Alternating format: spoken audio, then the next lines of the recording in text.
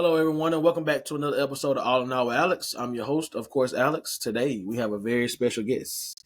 And y'all already know, every now and again now, I butcher people's name, but we're going to go for it today.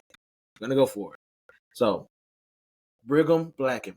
There you go, Brigham Blackham. You got it, Alex. I was like, it's not going to be Blackham. It's going to be Blackham. I bet you. So, I was like, So, anyway, so how you doing today? I'm doing excellent, Alex. Thank you so much for having me on the All in All. Man, what a pleasure to be here. I hope that today this conversation will be able to be something that people can look back to as a pivot point or a turning point for their story. So really grateful to be here. Really excited to add some value and pour some insight and ideas into your audience. So thank you again.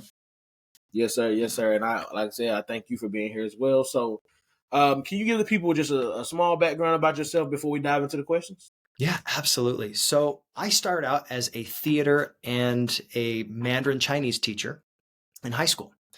And after I started working really hard to grow my own business, I left that job behind so that I could focus and grow my short-term rental empire. I've got 9 right now, which is still kind of a baby empire, but looking to expand my speaking career and my entrepreneurship has been absolutely phenomenal to see what's possible when you surround yourself with the right community, you have the right mindset, skill set, and tool set. And the storytelling aspect of what I've been up to recently has been something that is shifting my mind. And I'm so excited to share different systems, different frameworks that have opened my eyes to what was possible. Because when I first got started, I felt like I had blinders on. I didn't realize how frustrating it was just waking up, going to work, and then feeling like I didn't have any impact outside of the 4 walls of my classroom. But being an entrepreneur, you have the opportunity to provide services and provide products for people that actually can have a big impact on them long term. So I've been focusing in on the short-term rental game, which is Airbnb, if you guys have ever stayed in one of those. And it's been a blast. I've really enjoyed that. There's a lot of storytelling elements in that, but it is something that I'm really excited about and really grateful to be on this show to talk a little bit more. I've got my own podcast as well. It's called Leveling Up. And I've been doing that about a year, which is amazing. I started last October, got my first episode out in January. It took a while to get that first episode. And then from then on, then to now, it's been 97 episodes. Pretty crazy. A lot of hard work and a lot of great people that I've had on my podcast too. So I know the hard work that you put in, Alex. It is so much fun to coordinate, but when it comes together, man, there's such a connection that you build with people on your show. So once again, thank you for inviting me to be here. And I'm excited to be on the All in All. It's going to be awesome. Yes, sir. Yes, sir. Yes, sir. Yeah. Same here. Yeah, it's definitely for anybody out there that wants to start their own podcast. It's a lot of work, especially if you plan on doing this consistently, because that's why they say, oh, most podcasts don't last to episode 10. You know what I mean? Because it's a lot of work that goes into it, and honestly, I don't even know what episode I'm on, but I can tell you this. I have my podcast scheduled out all the way until January the 19th right now. So scheduled to release. So I have a lot of content that's just waiting to come out. It's already scheduled. I don't have to worry about going to upload it. And so I've been kind of just knocking them out. Like, for example, I know this is not part of the episode, but today I just finished the podcast before you. Then I have about 5 more after I finish yours, like back to back to back. So I'm That's just awesome. doing them. I'm doing a lot of them, and then I'll go and I'll edit them up. I'll chop out the shorts and the reels, and then I'll schedule them out however far out, whatever my next one is. You know what I mean? And just trying to keep it going, because if I stop, then I'm gonna regret it. So I'm like, hey, if I just go, then before you know it, because right now the way it's looking is by the time January gets here, I'll be 8 months ahead on content and episodes. So that's amazing. Yeah. I do my minimum. So this is one of the things I've learned from my friend Rob Sperry. He said, show me your minimums and I will show you your future. And I took that to heart and I said, my podcast, I want to focus in on at least one a week. I can do that. I think anybody can have a conversation, record it, and make it impactful one time a week. I was like, I can do that. Yeah. But this year, I've almost every single week been able to get 2 or 3, which has been phenomenal.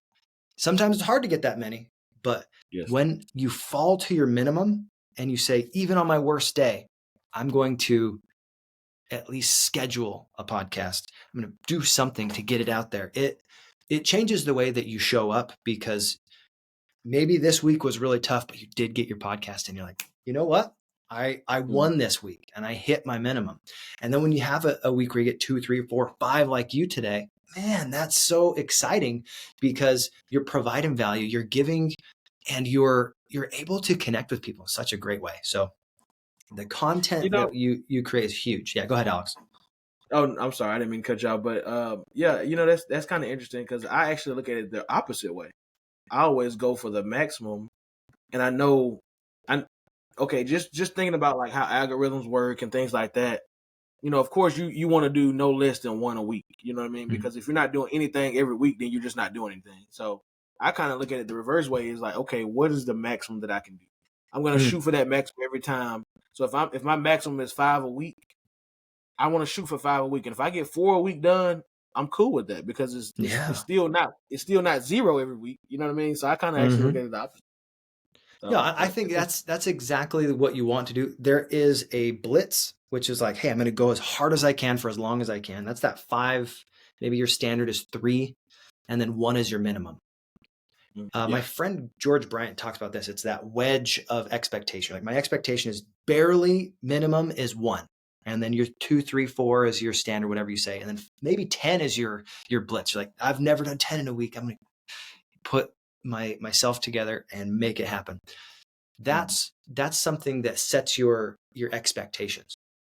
There is a really great inspiration for me as far as content creation. His name is Troy Dunn. He says content is king. Content is king. If you are willing to put out consistent content and let people know that you care enough about them to share, and then not like hide any of the secrets behind your business. You say, this is what I'm doing. This is how I've experienced. This is what my guests have experienced. You share them, all of the things that you're sharing, all the different ideas. And you say, well, if you want to implement that as well, then you can have my services to help you implement it. But you don't hide your content. Content is king. And I think that's one of the biggest values that I've heard from his class. I mean, he's got a great class called the Done Deal Formula, but it really comes down to, are you willing to open up your mind and open up your heart, get it out of your head on the mic or on paper or on a blog, so that people can interact with it and prove with their dollars whether or not that's something that's actually valuable. Content's king. I agree. I feel the same way. So let's jump into it. What inspired you to transition from teaching Chinese and theater to becoming a success story strategist? When I felt the very best in my life was when somebody had their eyes open and they were excited about what I was sharing with them as far as content. Seeing those students' eyes light up, I was like, man, I love that. But it was very restrictive in a public school setting. And being a theater teacher was phenomenal. I loved it as well. But the shift happened for me, and I think this can happen for a lot of people, when I realized I did not have to be tied to my desk to be able to make money. Profits are better than wages. This is something I learned from Jim Rohn. And when you think about and focus on the things that you can do to add value, to solve problems, you don't have a cap to your income. Looking at it as a teacher, I was able to say, this is where I'm at this year. And the next year, how much was inflation? Oh, about 2,000-3,000. Okay, that's about what my job stepped up every single year. And I could literally tell for 30 years, if I stayed in the profession, what my income potential was. And it scared me, because after 30 plus years, I wouldn't have grossed $1 million. Not netted, but grossed $1 million.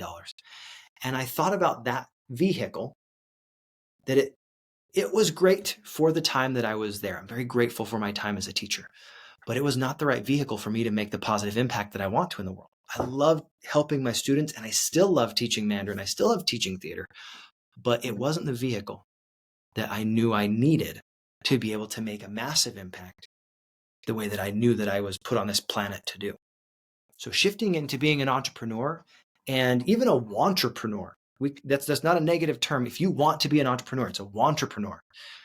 I never heard that You before. have that desire to get out there and to solve problems and to give value to people. So for me, I wanted to do that. I started out with that focus on short-term rentals. I said, if I could choose any vehicle, that's the one I'm going to choose now. And now I've got a handful of properties in Utah that are so much fun. If people are ever in the Manti area or Ephraim in central Utah, feel free to reach out. You'll have my link in the show description. But it is so helpful to say, this is where I'm at. This is the value I can create. I'm going to go and do that for as many people as I can in my niche. And then as I started doing that as an Airbnb host, I thought, what's next for me? What's the thing that will add more value? So I started this podcast. This podcast, Leveling Up, has been in the back of my mind for over 2 years. Now, I did start one other podcast like at the beginning of 2 years, and it was like, what was it called? Why Do I Teach? Couldn't figure out how to do it very well. I did one episode and then it just failed. I was like, well, that was great. But at least I did something. And then last October, I said, I have things that I know people need to hear. And this is a digital stage that I can invite people that are farther along the path than me. That doesn't mean they're better than me, but they're farther along the path than me. And I can distill some of the experiences, the stories, and find those ways that I can improve my life and other people as well. And it's been so inspirational. I'm sure as a podcast host, you're one of the people that gets the most benefit from talking with your guests. Is that not true, Alex? Have you not been able to learn so much by who you interact with, how they share their story, and the things that make it meaningful? Is that your experience as well? I know that's mine. Yes, for sure. I mean, almost every guest that I've had on, I'm like, man, why can't I have another 4 hours talking to them? You know what I mean? Because I'm like, I'm learning so much, and I'm like, I need more of their time. But I'm like, I got another guest after this. And I'm like, it's so much to learn that you don't know, and it's like to be able to learn the knowledge that you do learn is I'm grateful for everybody that comes on because I learn something every time I have a new guest. One of the other things that impressed me about the way that podcasting and the way that storytelling has impacted my life, not just right now, but as it will in the future, is the clearer you get on who you serve and how you can articulate their problem, the easier it is for your guests or your people that you serve to recognize that you know how to solve it. I learned that from Steve J. Larson. He's someone I had on my podcast this week earlier. And I think it's so impactful to be able to articulate the challenge that people have, the problem that they experience. And if you can encapsulate that into a story, that's what great marketing is. Good marketing says, here's a benefit that you would get from this product or service. Great marketing makes you feel something. It makes you go, ooh, can you say that out loud? I don't know if that's something that I would say out loud, but I do feel that. And it creates an evocative experience. It evokes emotion in a way that makes you feel drawn in. You're like, well, I want to know more. And then you can go into the sales funnel. If they don't raise their hand and say, I want to know more, you're not doing good marketing. So one of the things that I love doing is helping people tap into that story and demystify what the challenge is that they actually solve. And as you do that, you're able to communicate heart to heart with your customers. Because if you don't tap into the emotions, people buy on emotion, then they justify with logic. If you don't tap into the emotions, they might not have enough curiosity to click. If they don't have enough curiosity to click, the chances of them getting into that sales funnel, interacting with you offline, it's pretty slim because it's a very crowded market online. Some of the things that were working 6 months ago are no longer working. So as you are growing, content is king. That's something that I think from Alex Hormozy, all these different influencers, Gary Vee, all these people that are just producing like dozens of amazing pieces of content every single day. You can learn from them. If they haven't taken their foot off the gas this far along, why would we as younger entrepreneurs or people that are still growing, why would we take our foot off the gas? From the beginning of this year to today, I think I've done over 500 videos. It's something that I'm very passionate about. I'm excited. And because I want the world to know what's possible, I'm not going to stop. So I hope that answered your question, but that's part of this idea. Content is king. Storytelling is so important that if you don't have your story in order, people will start to say, oh, that's not me. I don't fit in that narrative.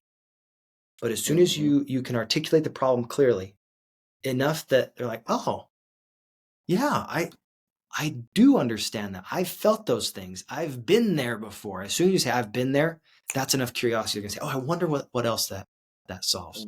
Would that apply to me? So how do you define a success story, and what elements do you believe are crucial to crafting one? How do I define a success story? Have you ever heard of this expression, Suckville to Awesome Town? No, I've never heard that one. Okay, so think about, this is the simplest way you can get into a story. Think about what are, for your customer, the things that is Suckville, the things that are awful, the pain points, the things that they're like, oh, I want to tear my hair out because I have this challenge or this problem, or I need this thing. If you can poke the bruise, that's how my friend Eric Counts says it. You get a bruise and you're like, hey, boo, yeah, that hurts there. Then they'll recognize they have that pain. They might have that pain, but they don't recognize, they're not aware of it. So you recognize what is the pain that they feel. You take them through an emotion of what would it be like to have that pain go away? What would it be like? And you have them imagine for a moment what solving that problem could do for them. And then you take it away. You heard of the takeaway before, right, Alex? Yeah, I've heard that. So you build up the pain, say, oh, this hurts so much. What if that was gone? You're like, well, too bad. And you give it back to them. If you don't do the takeaway, the story doesn't always land. As soon as you give that takeaway and say, well, if you want to know more, if you want to figure out how that could be possible for you, click the link below. And they have to figure out, oh, if I want to go to Awesome Town or Awesomeville, I want to have those experiences of the benefits, then I want to communicate with you. Now, when I say Awesomeville, that's going to be different for everyone. Some people are motivated by lifestyle. Some people are motivated by their community or the connections or the relationships. Some people are motivated by, this is the ABC system, whatever it is I need to do to know exactly how to get the results. Some people are motivated by having admiration or validation in their life to know, oh, I made the right choice. Other people notice that I'm in the right area or the right neighborhood, or I was able to, get my parents or whoever it is that I really appreciate to notice, hey, I did a good job. Or some people are motivated by proof. That framework I call the drive sales system. I learned it from Woody Woodward, and I'm an affiliate with his group, but I absolutely love it because if you can identify those 5 different elements and how to interact those benefits with the customer, they'll be able to see farther on how they can use your product. Because if they can't see how they'll use their product, how your product will benefit them, and it like hits their heartstrings, then they're not going to interact with you. They're not going to build that curiosity enough to say, oh, I want that type of lifestyle. Or, oh man, that sounds like your relationships are so impactful. I want to understand how that will impact my relationships. Or it sounds like, oh man, your system is so dialed in. All I need to do is plug in and I'll get these results. Or you think about, wow, being around that group, it makes me feel so good. Or maybe this one, there is so much proof about what you do that it's inevitable that you'll get those types of results. You want people to see, feel, hear, heard, and you tap into their passions by doing that. So to summarize what you asked me with storytelling, take them from Suckville to Awesome Town, and on that journey, do a little takeaway so that they know if you want to get to Awesomeville, this is where you need to click so we can start that customer journey. Because all relationships are built on conversations, and all wealth is created through conversation. If you don't take your videos or you don't take your podcast and create a conversation, why are we doing them? So there you go. I agree. Yep. Conversation is key. Yep. So let's do this. So how do you? Go ahead. No, you're fine. You're fine. I was just thinking, Uh, I've got this story. If you don't like, hey, I don't have a specific question geared up. I've got a story for you. It just popped into oh my yeah, head. go ahead. Go ahead. Go ahead. Now, I was a missionary for my church when in 2008, 2010. This is a story of how I overcame some adversity, and this is almost like a parable to what's possible if you are consistently and actively looking to level up your life. You ready for the story? Let's do it. Okay. My first area in Taiwan, I was in a place called Ufeng, which is the Misty Mountains, literally, if you translate it. But they had this pineapple field mountain that was absolutely gorgeous. One of the first times I rode there on my bike, my companion and I, we took our bishop with us and some other church leaders. And the thing is with this mountainside, it was a little treacherous. There was a lot of switchbacks. It was extremely hard. I don't know if you've ever been to Taiwan or an area like that, but the humidity is nuts. It feels like you're sweating out of every single pore. And like you get out of the shower and you're like, well, I tried to dry off, but I'm still not dry. So extremely hot. And as you're pedaling, you're barely feeling like you're making any progress. Sometimes because you're doing these switchbacks, you go downhill for a time and then you climb up and you go downhill for a time. And it feels like you're not making a whole lot of progress. It takes sometimes 2 hours, 2+ hours to get to the very top of this mountain. You have to pedal. You have to go as hard as you can because sometimes it's extremely steep. I remember my first time doing it, there were times where I felt like I had to get off my bike and rest for a moment and then get back on. But getting back on, I was like, man, it was easier if I just kept pedaling slowly. Eventually, I got to the top of this mountain. My bishop, he was one, we've done this multiple times, but one of those times he had gotten a flat tire halfway up. He's like, well, I gotta hike this all the way to the top, because what's interesting about this mountain was at the very top of the mountain, there's like a road that is probably 3 to 4 lanes wide, asphalt, beautifully paved. It was easy for someone to drive up to the top and pick him up. So it's easy for him to do that than to walk to the bottom. And what I realized was the road to success is just like that pineapple mountain. It is extremely treacherous. It's difficult. Sometimes you have to carry your bike over the little streams. You get off your bike, it feels like you stopped your progress entirely. You get to the top of that mountain, you see that vista, you smell the pineapples, and you're like, wow, this was so worth it. But at the top of that mountain, there is a road that if you choose, takes 2 to 3 minutes to get down to the bottom. It's exhilarating, it's fun. But that is just like life. That is just like your road to success. Your road down, it's really easy to just fail. It's really easy to say, this isn't worth it. This work that I'm putting in, I can't see the benefits, so I'm just going to go down. It's really hard to get to the top of that mountain, but it is so easy to take you all the way to the bottom. So that's my experience, and that's my visualization with success. It's okay, whatever your mountain looks like. Maybe it's not pineapple fields. Maybe your mountain is your business. Maybe your mountain is health. Maybe your mountain is your vitality, and you just need a recharge of your energy. Maybe your mountain is your relationships. Whatever that is that you're working on, your personal life, your community, those mountains are worthwhile, and you just need to keep pedaling. You just need to keep focused on progress. That's why I have this Leveling Up podcast. It's about 不进则退. If you're not progressing, you're digressing. It's one of my favorite expressions in Mandarin. And that is the key to success for me, is figure out what mountain you want and stay on the path, and you can do it. Yep. That's why I always say slow progress is better than no progress. Amen, brother. A turtle will eventually get where they want to go. You know what I mean? So, so for sure, I definitely like that story. So is there a success story that comes to your mind first when you think of the clients who you significantly help improve their leadership through storytelling? I'm currently working with one. I'll tell a client that I'm currently working with. So teaching proficiency through reading and storytelling. So it's called TPRS Books. They are a language community, basically, with teaching how to speak Spanish and different languages, and they sell books and stuff.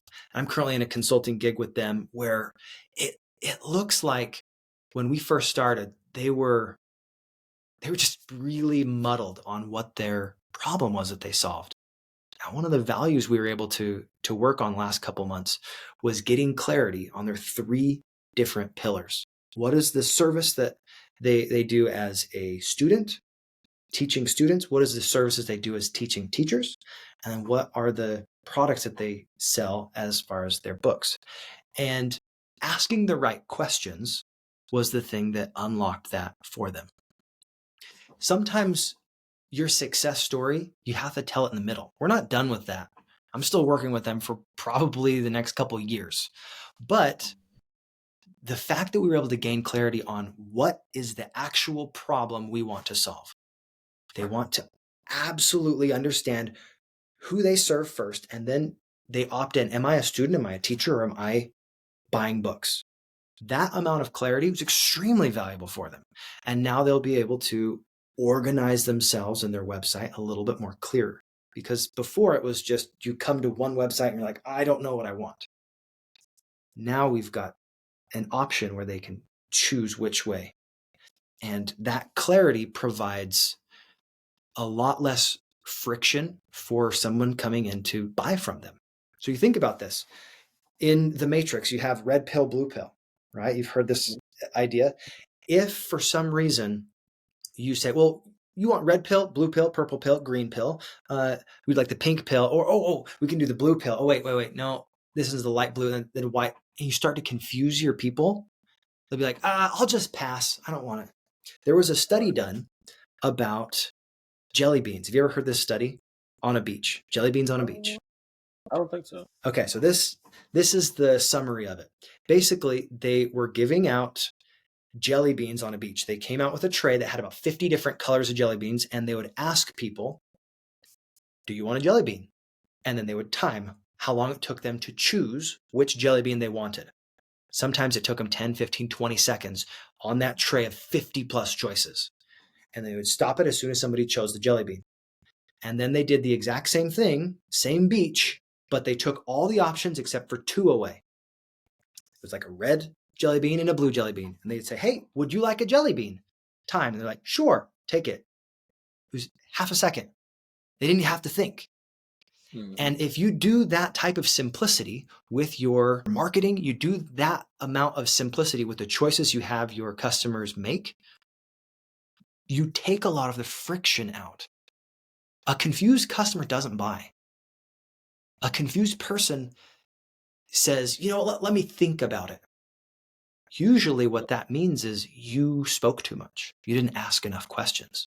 In the sales process, if they're confused, they will not buy because that emotion pops up and they're like, that's like a sales wall. But if you can keep it simple, do you want this or not? Yes, I would. They will start to interact with you in a more efficient way. But if it's too many choices, they won't. Hope that at least summarized what a good story could be. Yeah, no, it definitely does. I mean, that's pretty interesting. But when you think about it, going down to 2 options. I mean, as soon as they see the jelly beans, they see, okay, it's just 2 choices. It instantly clicks like, okay, which one do I like the most? Blue is probably blueberry, red is probably cherry. I feel like cherry. You know what I mean? Done. Yeah. Or whatever it is. So yeah, I like that though. But I definitely know what you mean as far as simplifying it for the end user, for the customer. Because if you're just all over the place, it's like, yeah. And if they got to think about it, they're gonna say no. So yeah. Exactly. Yeah, if you wait too long, there's an emotional point where they like your product or service, they like you, and they like the company. If at any point all of those are over like 7 to, like if it's on a scale of 10 to 1, right? And all of them are over 7, you should ask for the sale. But if at some point all of them are below 6 or one of them is below 6, right? So your company, they're like, I really don't like the company. Then you're not going to make a sale. Or they're like, I really don't like the product. I like you. I like the company. I don't like the product. I'm not going to make a sale. Or they like the product. They like the company. They don't like you. You're going to go find another salesman to buy it from. That is what a great sales relationship is you build that know, like, and trust factor. And it's not just for you. You need it for you, but you also need it for your company, the trustworthiness of that company. You also need it for the product or service. And as you do that, you typically will hear the right stories. You share the right stories. Facts tell, stories sell. Have you ever heard that before, Alex? Facts tell, stories sell. And whether that story is, hey, I bought this product, I really enjoyed it. It was that simple of a story, that type of testimonial. That's a story that people will respond to. So I've got a little over 500 reviews on Airbnb, VRBO, Booking.com. And every single one of those reviews is a story. A good review, a lot of times they will just say, man, I enjoyed the area. This was something that I really enjoyed. They over-delivered on these amenities or on this experience. And if you get a bad review, that is something you need to say thank you to your prospect or to your guests, because they are helping you improve your systems. They're helping you understand the customer experience. So anytime I get a negative review, I actually categorize it in a spreadsheet, because that's my learning manual. That's the things that I need to learn from and figure out, how do I make that issue not happen again? Or what do I need to shift in my system to make sure that doesn't happen again? Because success stories, you can have 100 success stories and one awful, horrible story, and your reputation can get diminished. So as far as your success stories, be okay with saying, this is the very best that we've done. Here's the 95 or the 99% that we give. And this one or two learning opportunities, those failures, here's what we've done to improve the system. That is something your customer wants to know. If you only have 5-star reviews online, my guess is you haven't been online very long, right? It's how you respond to those 5-star reviews and how you respond to those 1-star reviews that matter. People want to know, well, if I give them the very best story, say, hey, this was what I did, this is what I was expecting, great. Got 500 plus reviews that are 5-star, great. But those few that are negative, do you respond to them, or you just let it be? Are you reacting in a negative way, saying, oh, I can't believe you had a bad time doing this, it was actually fine? That's not how people want to be responded to when they have a negative experience. So say, thank you so much for sharing with us your experience. I'm so sorry that X, Y, or Z, specific to whatever their review was. So sorry that this was a bad experience for you. Please let us make it up to you. Happy to connect again. Something of that nature. Those types of respectful, honorable, fact-driven responses, that can shift a negative experience into a positive experience. So that is one of the ways in my short-term rental business that I notice success stories, notice testimonials, and I do my best to keep those clients happy. A happy client, they'll come back, they'll rebook.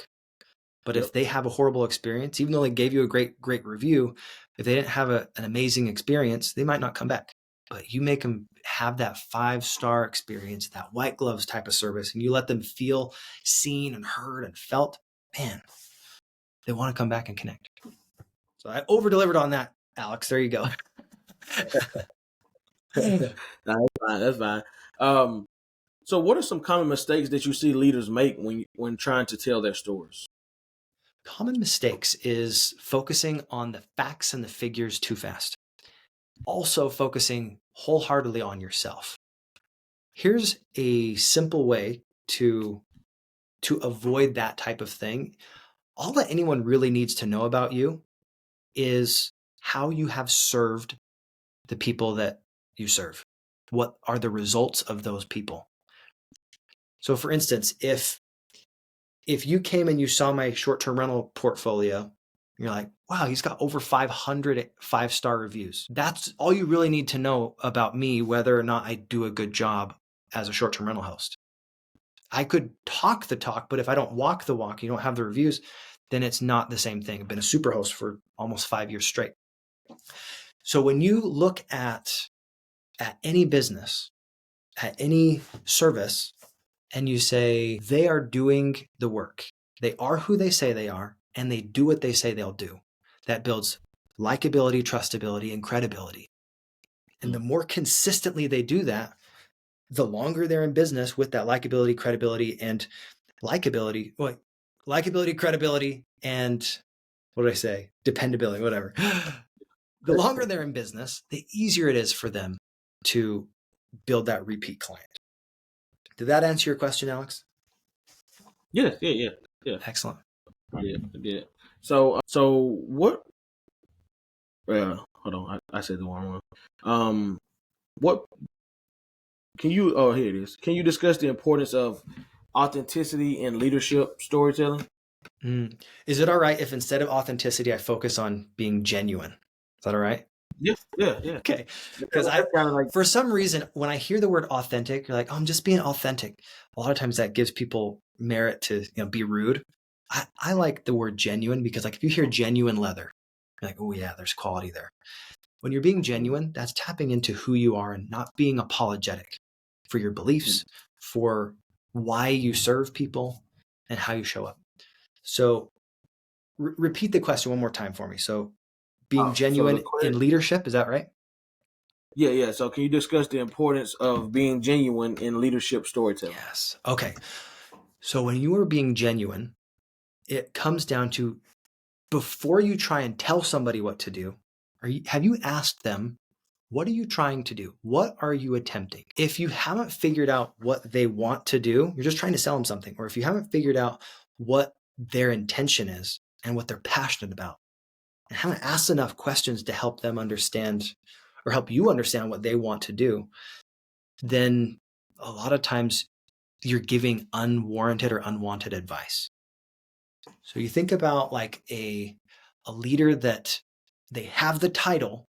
You're like, man, I'm the general manager, or I'm the assistant to the general manager. And they come up and they say, well, you need to listen to me and you need to do it this way.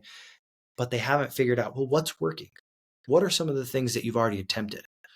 Do you have an idea of how to fix this already? What are you working on right now?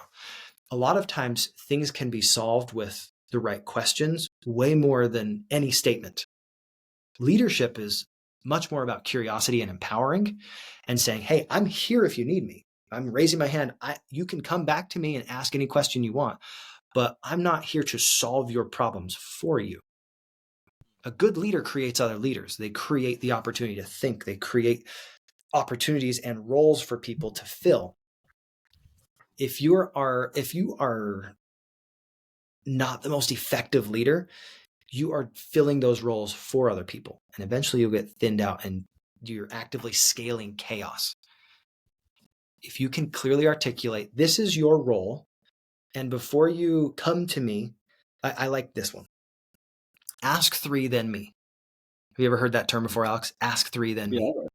I've heard that. The principle here is, before you come to a leader and say, hey, here's the challenge or the problem I have, you go either do some research or you ask three other people that could potentially know that answer. Come up with your own idea of how to solve it and then say, this is what I am working on. Here's the solution that I think would work. Does this make sense?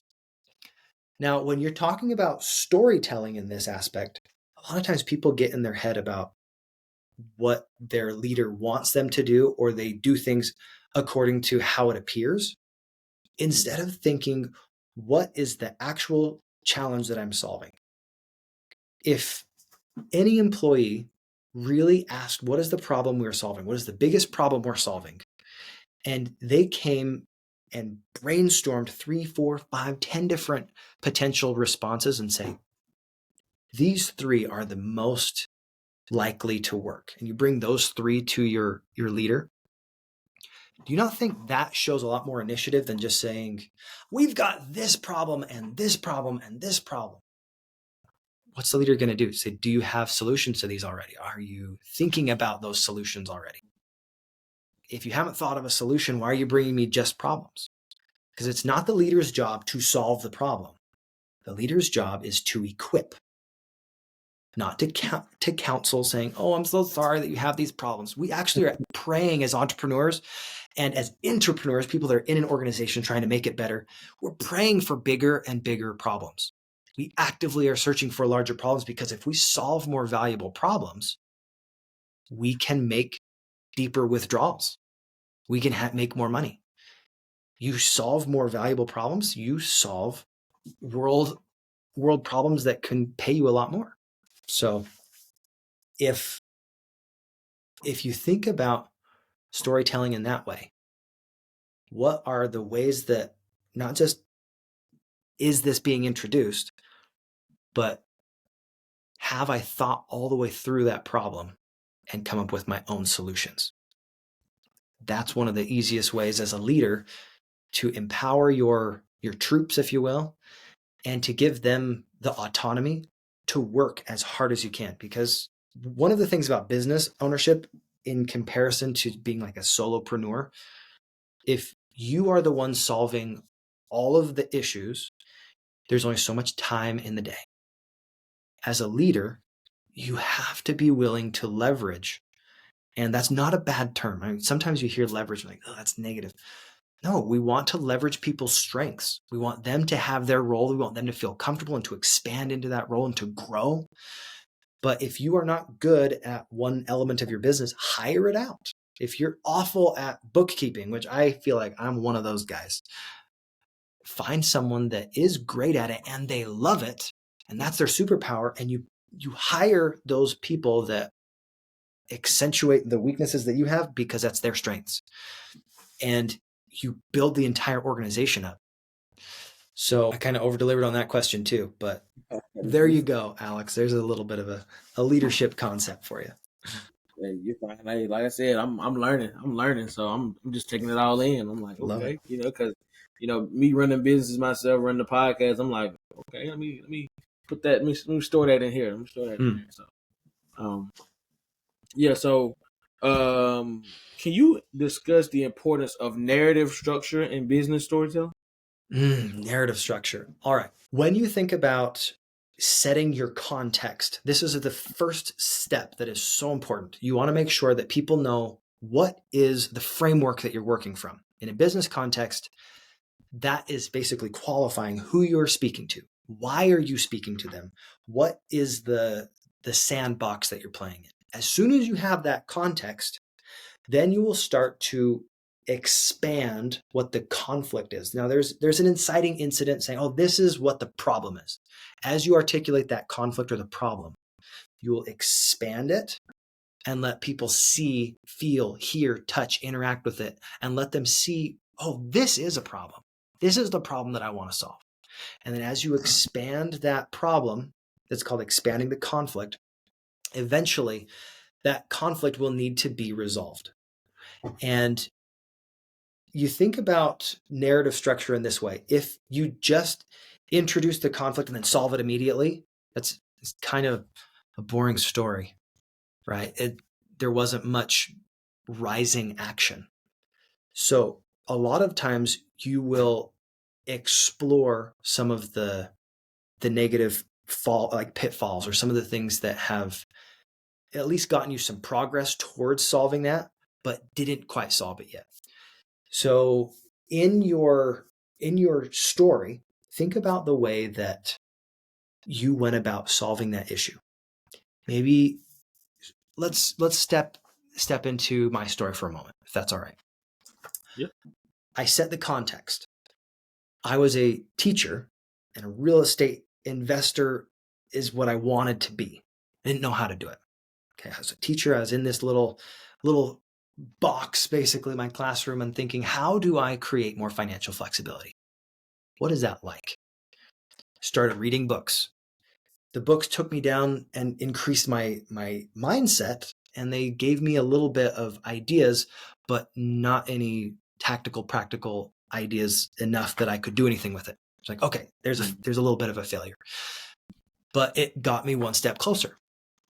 And then you look at connecting with another community like Renatus. This is where I found my community. I grew by interacting with all of these amazing investors that were already doing it. I started learning.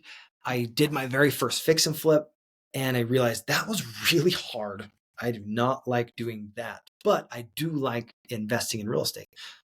So even though I made some money on that, and my results aren't typical, but I made some money, made $22,500. Like, yes, I made it. But that was not fun. I did not like doing fix and flips. What's the next step for me? Go back to the classes and you see, oh, short-term rentals. That sounds like something I would be good at. You study it up and you start implementing. You're surrounding yourself with all the people that also wanted to do short-term rentals, that are also actively doing it. I had my friend Troy and Debbie Rice. They've done 20 plus short-term rentals. They're amazing examples of what's possible when you don't just think about getting one unit of production, but thinking, how do I take this and get another unit, and then take those profits and get another unit and roll it into more and more profits. I was like, oh, I want to do it like them. So I started getting these short-term rentals. I got my first one in 2019 and it went pretty well. And I was like, well, if I could do one, I wonder if I could do two. The next year I got another one. I was like, well, this is great. And then a few months later, I got another one. I was like, this is awesome. I can do this. And eventually I got up to 12 and I paired off last year 3 of them. But you think about the progress that you make. You're like, yes, I climbed that mountain. What does the vista look like? And sometimes when you hit the top of one mountain, you see that there are more mountains. And you're like, that's my next one. So I got to the top of that short-term rental mountain and I was like, this is great. What's next? When you ask yourself what's next, you can say, is the mountain that I'm on right now all that I ever want to be?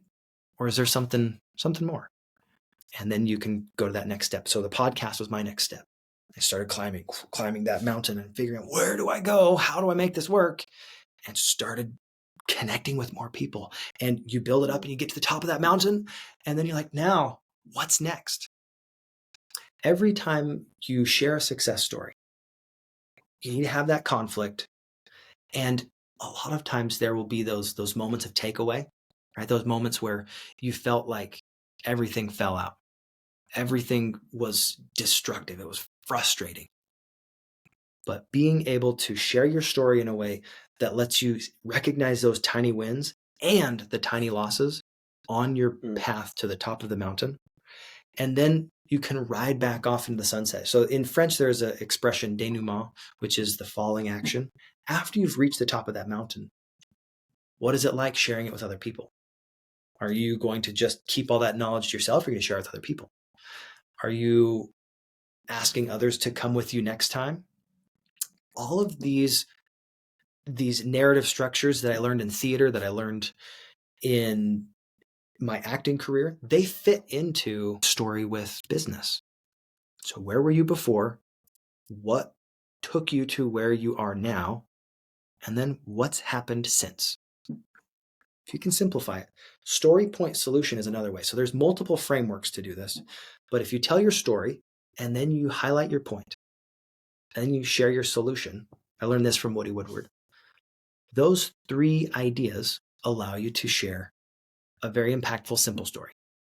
If you want a deeper framework, I've got another one. But the more you understand storytelling and employ these different frameworks, the easier it is to connect with somebody and to ask someone, how does that apply to me? Because if you're telling a great story, people can see themselves as the hero of that story.